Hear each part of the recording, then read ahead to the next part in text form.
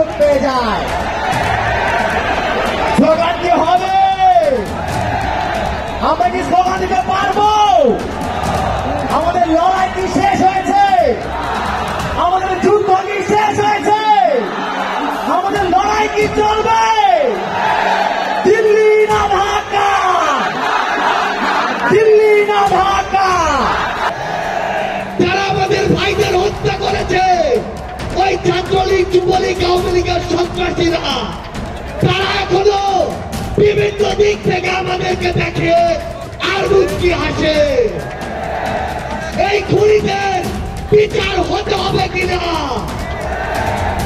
আমার যারা আহত যোদ্ধা রয়েছে, শহীদ পরিবার রয়েছে, তাদের এই খুনের বিচার হতে হবে কিনা,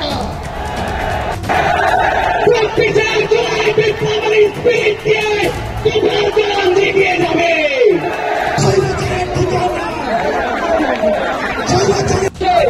যে 158 জন সমন্বয়কের নেতৃত্বে আমরা গণ-অভ্যুত্থান করেছিলাম, সবাই উপস্থিত হয়েছে। আমাদের তাড়াতাড়ি তাদেরকে সম্পর্ক জানাই।